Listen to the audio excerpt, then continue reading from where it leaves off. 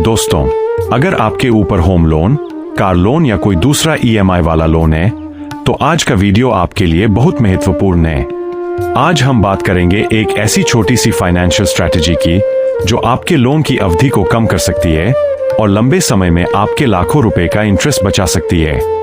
इस स्ट्रैटेजी का नाम है हर साल सिर्फ एक फिक्स्ड ईएमआई देना। जी हाँ दोस्तों, साल में सिर्फ एक फिक्स्ड ईएमआई। सुनने में यह बहुत छोटी बात लगती है, लेकिन अगर इसे सही तरीके से और लगातार अपनाया जाए तो इसका असर आपके पूरे लोन पर पड़ सकता है। आज के चैप्टर 92 में हम समझेंगे कि एक्स्ट्रा ईएमआई क्या होती है, इससे कितना फायदा हो सकता है, इसका सही तरीका क्या है और किन बातों का ध्यान रखना चाहिए। तो चलिए शुरू करते हैं। एक्स ईएमआई का मतलब क्या है? सबसे पहले समझते हैं कि एक्स ईएमआई का मतलब क्या है। मान लीजिए आपकी मंथली ईएमआई 10,000 रुपए है। आप साल में 12 ईएमआई देते हैं। अगर आप साल में एक बार अतिरिक्त 10,000 रुपए लोन में जमा कर देते हैं तो आपकी कुल एनुअल पेमेंट हो जाती है 13 ईएमआई के बराबर। इसी को हम एक्स्ट्रा ईएमआई स्ट्रेटे कह सकते हैं। अब सवाल है कि सिर्फ एक एक्स ईएमआई से इतना बड़ा फायदा कैसे हो सकता है? इसका जवाब है लोन का प्रिंसिपल अमाउंट। आपकी ईएमआई का एक हिस्सा इंटरेस्ट में जाता है और दूसरा हिस्सा प्रिंसिपल यानी मूलधन को कम करता है। जैसे जैसे प्रिंसिपल कम होता है, भविष्य में लगने वाला इंटरेस्ट भी कम होता जाता है। इसलिए जब आप एक पेमेंट करते हैं और वह सीधे प्रिंसिपल को कम करती है, तो आने वाले महीनों और वर्षों में इंटरेस्ट का बोझ भी कम हो सकता है। एक उदाहरण से समझें।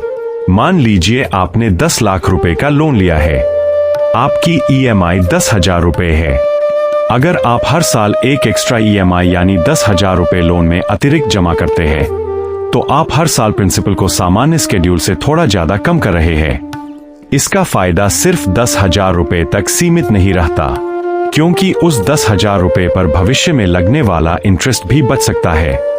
यानी एक एक्स्ट्रा ईएमआई का फायदा 2 स्तर पर मिलता है। पहला, आपका प्रिंसिपल जल्दी कम होता है। दूसरा, भविष्य का इंटरेस्ट कम हो सकता है। अब एक और महत्वपूर्ण बात, एक्स्ट्रा ईएमआई देने का मतलब यह नहीं है कि आपको हर महीने अपनी ईएमआई बढ़ानी ही पड़ेगी। आप अपनी सामान्य ईएमआई जारी रख सकते हैं और साल में किसी एक समय अतिरिक्त रकम लोन अकाउंट में जमा कर सकते हैं। उदाहरण के लिए, अगर आपकी ईएमआई 15,000 रुपए है, तो आप साल में एक बार अतिरिक्त 15,000 रुपए जमा कर सकते हैं। अगर आपकी ईएमआई 20,000 रुपए है, तो एक्स्ट्रा ईएमआई 20,000 रुपए की हो सकती है। ध्यान रखने योग्य महत्वपूर्ण बातें। लेकिन दोस्तों, यहाँ एक बात बहुत महत्वपूर्ण है। एक्स्ट्रा पेमेंट करने से पहले अपने लोन की टर्म्स एंड कंडीशंस जरूर जांचें। खासकर यह देखें कि पार्ट प्रीपेमेंट या प्रीपेमेंट पर कोई चार्ज तो नहीं है, और यह भी कंफर्म करें कि आपकी अतिरिक्त रकम प्रिंसिपल आउटस्टैंडिंग को कम करने के लिए एडजस्ट हो रही है।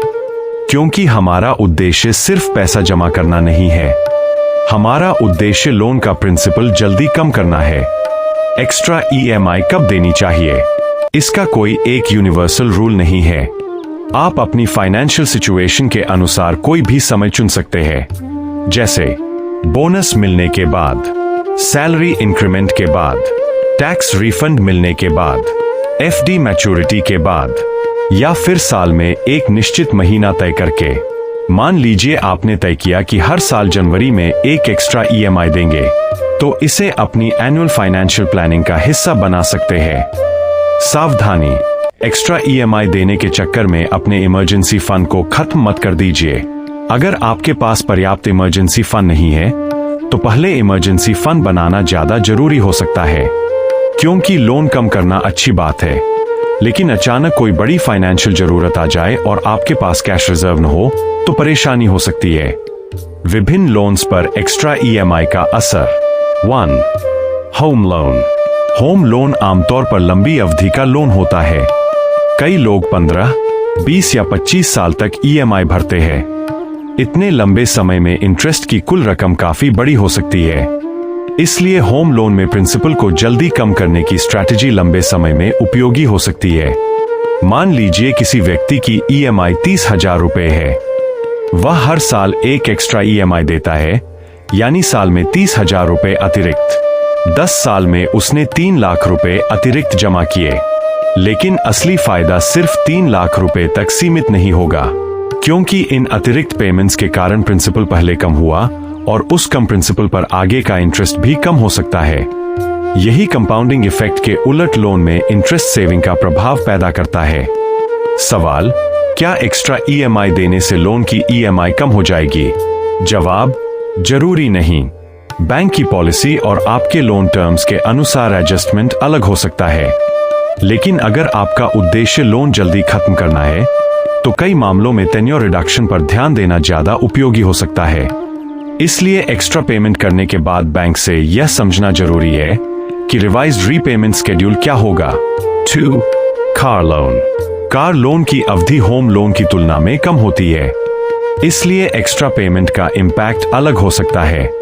अगर कार लोन पर इंटरेस्ट रेट ज्यादा है और प्रीपेमेंट कंडीशंस आपके पक्ष में है, तो एक्स्ट्रा पेमेंट पर विचार किया जा सकता है।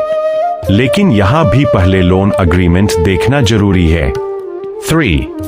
Personal loan. पर्सनल लोन पर इंटरेस्ट रेट अक्सर सिक्योर्ड लोन्स की तुलना में ज्यादा हो सकता है। इसलिए अगर आपके पास पर्सनल लोन है, तो अतिरिक्त रकम से प्रिंसिपल कम करना आपके लिए महत्वपूर्ण हो सकता है। लेकिन फिर वही नियम लागू होता है, पहले लोन की प्रीपेमेंट कंडीशंस चेक करें। क्या हर व्यक्ति को हर साल एक्स्ट्रा ईएमआई देनी चाहिए? इसका जवाब है, जरूरी नहीं। अगर आपके पास हाई इंटरेस्ट लोन है, तो एक्स्ट्रा पेमेंट का फायदा आकर्षक हो सकता है। लेकिन अगर आपके ऊपर कोई बहुत महंगा लोन नहीं है और आपकी इमरजेंसी फंड व्यवस्था कमजोर है, तो पहले इमरजेंसी फंड मजबूत करना ज्यादा जरूरी हो सकता है। इसी तरह अगर आपके पास कोई दूसरा फाइनेंशियल गोल है, जैसे बच्चों की एजुकेशन, रिटायरमेंट प्लानिंग या जरूरी इंश्योरेंस कवर, तो सभी गोल्स को बैलेंस करना चाहिए। फाइनेंशियल प्लानिंग का मतलब सिर्फ लोन जल्दी खत्म करना नहीं है। फाइनेंशियल प्लानिंग का मतलब है सही समय पर सही फाइनेंशियल प्रायोरिटी तय करना। एक्स्ट्रा ईएमआई शुरू करने के 5 आसान स्टेप्स। स्टेप 1, अपनी वर्तमान ईएमआई और आउटस्टैंडिंग लोन अमाउंट लिखिए। स्टेप 2, अपने लोन का इंटरेस्ट रेट और प्रीपेमेंट रूल्स चेक कीजिए। स्टेप 3, तय कीजिए कि साल में कितनी एक्स्ट्रा पेमेंट कंफर्टेबली कर सकते हैं। स्टेप 4, एक्स्ट्रा पेमेंट के लिए हर महीने थोड़ा पैसा अलग रखिए। स्टेप 5, एक्स्ट्रा पेमेंट करने के बाद बैंक से कंफर्म कीजिए कि प्रिंसिपल आउटस्टैंडिंग कितना कम हुआ और लोन टेन्योर पर क्या असर पड़ा। अगर पूरी एक्स्ट्रा ईएमआई देना मुश्किल है, तो आधी एक्स्ट्रा ईएमआई से शुरुआत कर सकते हैं। उदाहरण के लिए ईएमआई 10,000 रुपए है, तो हर साल 5,000 रुपए एक्स्ट्रा पेमेंट से शुरुआत की जा सकती है। अगर अगले साल इनकम बढ़ती है, तो इसे 10,000 रुपए किया जा सकता है। यानी शुरुआत छोटी हो सकती है, लेकिन हैबिट लगातार होनी चाहिए। इसे आसान बनाने के लिए अपनी एक्स्ट्रा ईएमआई के लिए अलग से एक छोटा एनुअल लोन फंड बनाइए। मान लीजिए आपकी ईएमआई 12,000 रुपए है और आपको साल में 12,000 रुपए एक्स्ट्रा जमा करने हैं, तो आप हर महीने सिर्फ 1,000 रुपए अलग रख सकते हैं। साल के अंत में आपके पास 12,000 रुपए हो जाएंगे। इस तरह एक्स्ट्रा ईएमआई आपके बजट पर अचानक बड़ा बोझ नहीं डालेगी। इन गलतियों से बचें। गलती 1, सिर्फ एक्स्ट्रा ईएमआई देने के लिए क्रेडिट कार्ड से पैसा उधार मत लीजिए। High interest credit card debt लेकर लो इंटरेस्ट लोन चुकाना कई परिस्थितियों में नुकसानदायक हो सकता है। गलती 2, इमरजेंसी फंड को नजरअंदाज करना। गलती 3, प्रीपेमेंट चार्जेस और लोन टर्म्स चेक किए बिना पेमेंट करना। निष्कर्ष, दोस्तों, लोन लेना आसान हो सकता है, लेकिन लोन को स्मार्ट तरीके से खत्म करना फाइनेंशियल डिसिप्लिन मांगता है। अगर आप हर साल सिर्फ एक एक्स्ट्रा ईएमआई देने की आदत बना लेते हैं, तो यह छोटी सी आदत लंबे समय में आपके लोन मैनेजमेंट को बेहतर बना सकती है।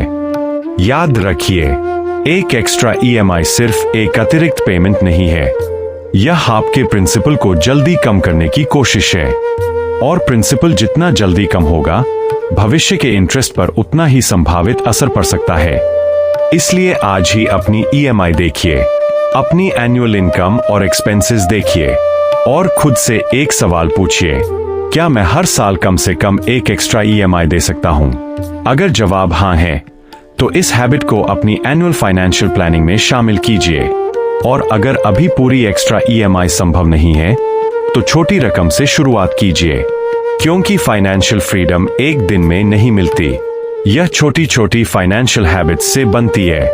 अगर आपको यह जानकारी उपयोगी लगी हो तो वीडियो को लाइक जरूर करें, एसएस मनी मंत्रा को सब्सक्राइब करें और इस वीडियो को उस व्यक्ति के साथ शेयर करें जो अभी होम लोन, कार लोन या पर्सनल लोन चुका रहा है। मिलते हैं चैप्टर 93 में एक और महत्वपूर्ण फाइनेंशियल टॉपिक के साथ। तब तक याद रखिए, कम लोन, कम इंटरेस्ट और ज्यादा फाइनेंशियल फ्रीडम। धन्यवाद।